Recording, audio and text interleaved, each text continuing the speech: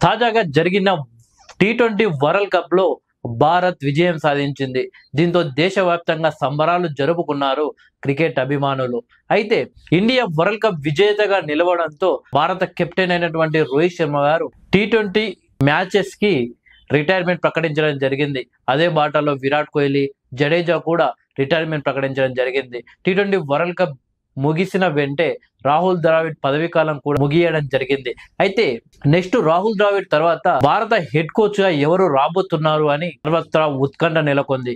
ఇదే సమయంలో గౌతమ్ గంభీర్ ని భారత హెడ్ కోచ్ గా ప్రకటించారు ఈషా గారు. ఇప్పటి వరకు రాహుల్ ద్రావిడ్ అయితే తన కోచ్ పదవికి తగిన న్యాయం అయితే చేసి వెళ్లారు.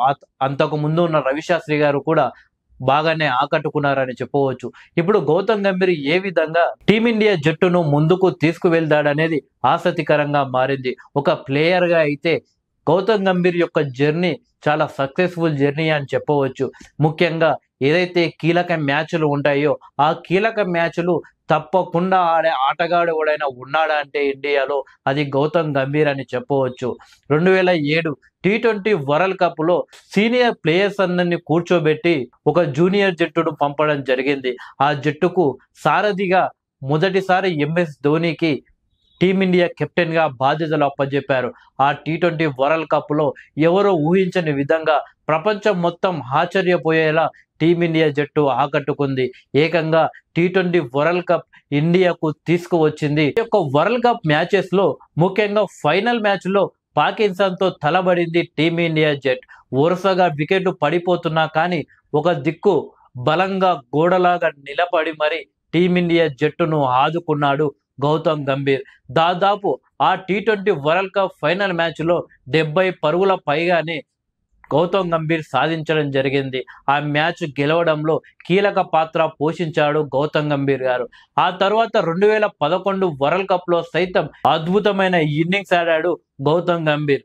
2011 వరల్డ్ కప్ ఫైనల్ మ్యాచ్ లో మొదట వీరేంద్ర సెహ్వాగ్ అవుట్ అయిపోయాడు. ఆ తర్వాత సచిన్ టెండూల్కర్ సైతం అవుట్ అవ్వడం జరిగింది.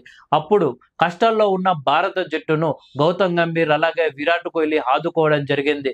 విరాట్ కోహ్లీ కూడా బౌలర్ కే క్యాచ్ ఇచ్చి వెనుదిరిగిన సందర్భంలో అందరూ యువరాజ్ సింగ్ రాబోతున్నాడు అని కోట్లాది మంది అభిమానులు ఎదురు చూశారు.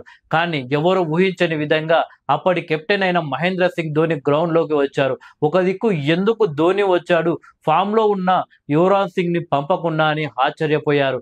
కానీ ధోనికి అండగా నిలుస్తూ గౌతమ్ గంభీర్ స్కోర్ బోర్డును పరుగులెత్తించాడు.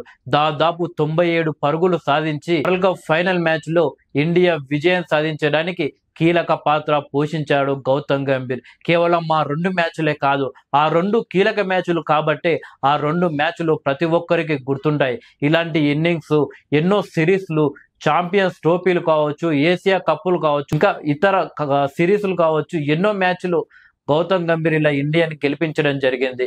అలాగే కోల్కతా నైట్ రైడర్స్ కి కెప్టెన్ గా ఉన్న సందర్భంలో కూడా కోల్కతాకి ఐపీఎల్ ట్రోఫీ సాధించి పెట్టాడు గౌతమ్ గంభీర్. అలాగే తాజాగా మెంటర్ గా కూడా ఫుల్ సక్సెస్ లో ఉన్నాడు గౌతమ్ గంభీర్. సో ఇవన్నీ గమనించి వన్డే నుండి టీ20 ఎలాగైతే క్రికెట్ లో మార్పులు తీసుకువచ్చిందో ఆ మొత్తాన్ని దగ్గరగా ఉండి గమనించి గ్రహించినటువంటి ప్లేయర్ ఎవరైనా ఉన్నారంటే గౌతమ్ గంభీర్ అని చెప్పవచ్చు. అటు వన్డే మ్యాచెస్ ఫుల్ క్రేజ్ గా ఉన్న సందర్భంలో ఎంత సక్సెస్ గా గౌతమ్ గంభీర్ ఉన్నాడో టీ20 జనాలను బాగా ఆకట్టుకున్న సందర్భంలో కూడా ఆ టీ20లో కూడా తనదైన మార్కు సాధించారు గౌతమ్ గంభీర్. సో అందుకే గౌతమ్ గంభీర్ ని ఇండియా హెడ్ కోచ్ గా నియమించడం జరిగింది. సో ఈ ప్లేయర్ గా ఎన్ని సక్సెస్లు అయితే తను సాధించాడో ఇందులో కూడా అంటే హెడ్ కోచ్ గా కూడా తను తప్పకుండా ఇండియా టీం ని ముందుకు తీసుకువెళ్తాడు. దాంట్లో ఆయన తప్పకుండా 100కి 100 మార్కులు సంపాదిస్తారని క్రికెట్ అభిమానులు అని అనుకుంటారు. ఎందుకంటే తను ఎలాంటి వివాదాలకు తావు తీయడు. అంటే ఒక ప్లేయర్ గా దేశం కోసం ఆడే వ్యక్తుల్లో తను ఒకడు. కేవలం ఇండియా జెర్సీ తన భుజం పైన అంటే తనపై ఇండియా జెర్సీ ఉంటే చాలని అనుకునే వ్యక్తి గౌతమ్ గంభీర్. సో ఇప్పుడు గౌతమ్ గంభీర్ హెడ్ కోచ్ కావడం అందరూ స్వాగతిస్తున్నారు. కానీ గతంలో ఏదైతే గౌతమ్ గంభీర్ విరాట్ కోహ్లీ మధ్య ఉన్న వివాదాలు ఇప్పుడు ఇద్దరు కలిసి ఒకే జట్టుకు మళ్ళీ ఒకరు హెడ్ కోచ్ గా ఒకరేమో ఆడబోతున్నారు, ఎలా ఉండబోతుందని ఆసక్తికరంగా మారింది. సో గౌతమ్ గంభీర్ ని హెడ్ కోచ్ గా ఫిక్స్ చేసిన తర్వాత విరాట్ కోహ్లీ గారు ఏమన్నా అన్నారా అనేది సోషల్ మీడియాలో ఒకటే అభిమానులు వెతుకుతున్నారు. సో అలాంటి కాంట్రవర్సీ ఏమి ఉండదు, ఎందుకంటే ఇద్దరు కూడా ఒక aggressive players. So Gautam Gambhir కూడా గ్రౌండ్ లో కేవలం విరాట్ కోహ్లీ ఒక్కరితోటే డెబ్యూట్ చేయలేదు.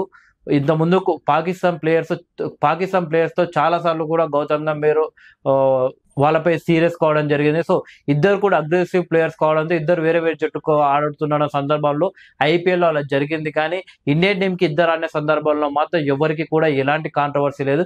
ఏకంగా విరాట్ కోహ్లీ ఆడిన మ్యాచ్ లో అతను చేసిన ఇంటర్నేషనల్ ఫస్ట్ సెంచరీ చేసినప్పుడు గౌతమ్ గంభీర్ కి మ్యాన్ ఆఫ్ ద మ్యాచ్ వచ్చింది. గౌతమ్ గంభీర్కి వచ్చిన మ్యాన్ ఆఫ్ ద మ్యాచ్ తీసుకొని విరాట్ కోహ్లీకి ఇవ్వడం జరిగింది. సో గౌతమ్ గంభీర్ ఆ రకంగా ఎంకరేజ్ చేశాడు విరాట్ కోహ్లీని. సో ఇద్దరు అగ్రెసివ్ ప్లేయర్స్ కావాలప్పుడు ఆటలో అలాంటివి కామన్ గా వస్తాయి, అంతేగాని ఆ కాంట్రవర్సీ పట్టుకొని వాళ్ళిద్దరి మధ్య గొడవలు ఉన్నాయి, ఇంకా టీమిండియాకి ఏమైనా ఎఫెక్ట్ అవుతాయా అది ఇది అనుకోవడం చాలా తప్పు. సో ఇండియా మాత్రం ఇప్పుడు ద్రావిడ్ కోచ్ గా ఉన్నప్పుడు ఏ విధంగా అయితే విజయం సాధించిందో T20 వరల్డ్ కప్ లో, భవిష్యత్తులో 2027 వరకు గౌతమ్ గంభీర్ హెడ్ కోచ్ గా ఉండే అవకాశాలు ఉంటున్నాయి. ఆ తర్వాత పొడిగిస్తారా లేదా తెలియదు. అప్పటి వరకు అయితే జరిగే సిరీస్ కావచ్చు, ఏమైనా వరల్డ్ కప్ లాంటివి ఏమన్నా వచ్చినా కానీ దాంట్లో మాత్రం మంచి ప్రదర్శన మాత్రం ఇండియా జట్టు కొనసాగిస్తుందని ఆశించవచ్చు. Thank you.